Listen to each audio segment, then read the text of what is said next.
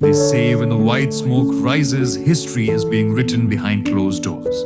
The cold Roman wind howled down the narrow alleyways of Vatican City, weaving between the stone saints atop St. Peter's Basilica, and whispering through the dark corners of the Sistine Chapel.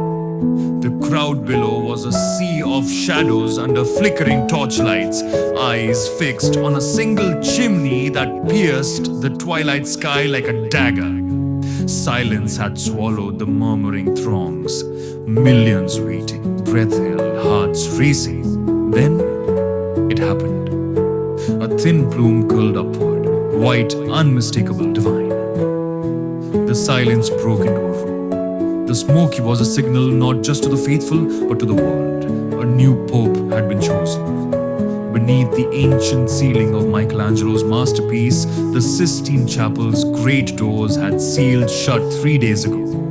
115 cardinals from every corner of the world had entered in solemn procession, their crimson robes sweeping over marble as they whispered final prayers. Bound by secrecy and oaths centuries old, they were tasked with choosing the next leader of the Roman Catholic Church, a man to inherit the burden of 1 billion souls. Among them was Cardinal Raphael Bellini, the youngest of the group, and a man who, though barely 50, had seen more of the church's fractures and fire than most. Born in Naples, raised amidst poverty and chaos, he had climbed the church's ranks with fiery sermons, fearless missions, and an incorruptible heart. And now, as the ballots were burned and the smoke turned white, he stood in the shadows of the chapel, heart pounding like war drums. He had not voted for himself, yet whispers had circled like vultures during each round of the vote. Bellini is different, they had said. A shepherd of the broken, a lion in the wilderness. The final vote had been swift but heavy, the kind of silence in which the universe seemed to hold its breath. Names were written in Latin, ballots folded, carried to the urn beneath the fresco of the Last Judgment.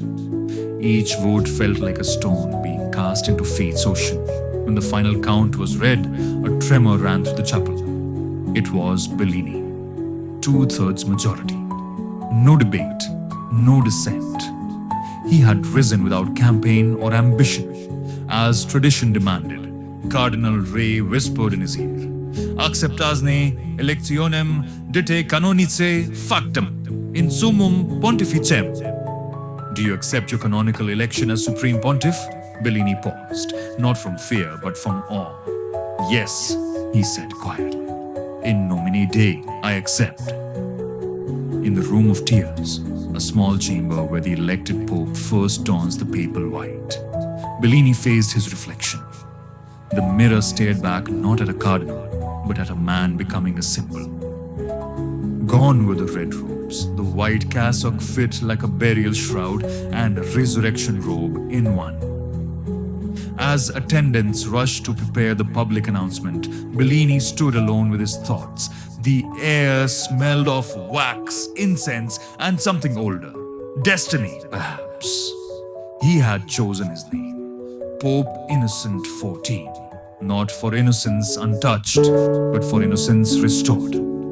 Outside, the white smoke had triggered an avalanche of cameras, prayers, and tears.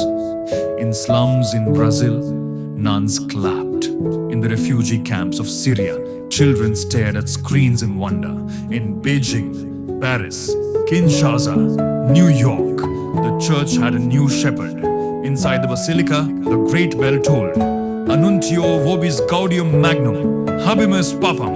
The cardinal protodeacon declared from the balcony, "I announce to you a great joy, we have a pope."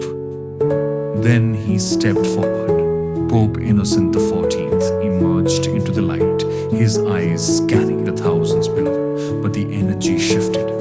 This was no ordinary moment, because just before he spoke, a gust of wind struck, blowing his cassock and silencing the square.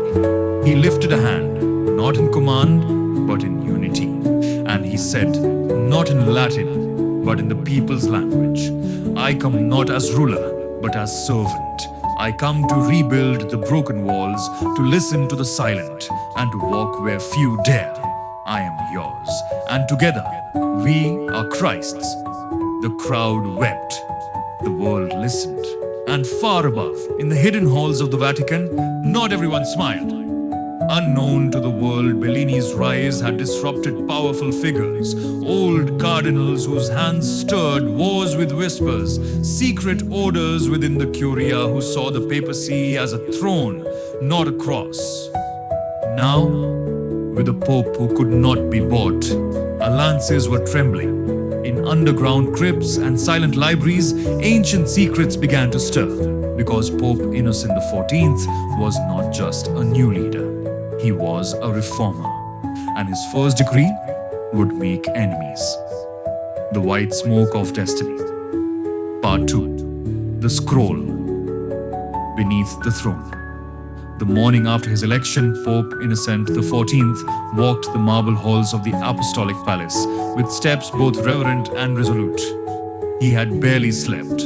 Dreams had haunted him, dreams of fire, of voices crying out from dark cathedrals, of a parchment burning beneath a golden throne. At dawn, an old Swiss guard named Matthias requested a private word. Your Holiness, he said, eyes filled with unspoken weight. Before he died, Pope Benedict left something, not for the cardinals, for his successor alone. From his coat, Matthias drew a slender iron key, ancient, blackened by time. He told me to give this to the one who breaks the silence. Bellini's fingers trembled as he accepted it. He recognized the key's insignia. Veritas vincit. Truth prevails. Matthias guided him into the private papal apartments and pointed to a barely visible slit in the marble behind a bookshelf. Hidden there was a locked drawer no cardinal had ever mentioned. Inside, a single scroll, wrapped in red silk. The parchment was written in a hurried, almost fearful Latin. If you are reading this, I am gone. I have seen what others refuse to see. There's a poison in the church, older than Luther's rebellion and darker than Rome's catacombs. Beware the order of the veil. They whisper in shadows and sit on thrones. They will come for you. Trust only the nameless. Papa Benedictus Sextus Decimus. What Bellini didn't know was that miles beneath the Vatican, beyond the Vatican archives, beyond the catacombs known to tourists, there was another chamber, known to only 5 men. It was lined with stone angels whose eyes had been gouged out centuries ago. There, the Order of the Veil met under candlelight. Dressed in plain black robes, these were not monks but manipulators, cardinals, bankers, scholars, even a rogue prince. For centuries, they had guided papal elections, shifted nations, buried truths. They believed the church was not a house of God but a mechanism of control, and the rise of Innocent XIV was their nightmare.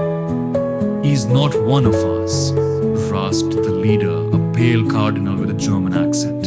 He speaks of the poor, of change, of light. Then we cast him into shadow, another growled. The order made its decision. They would bring him down from within. Days passed and Pope Innocent began his reign with ferocious grace.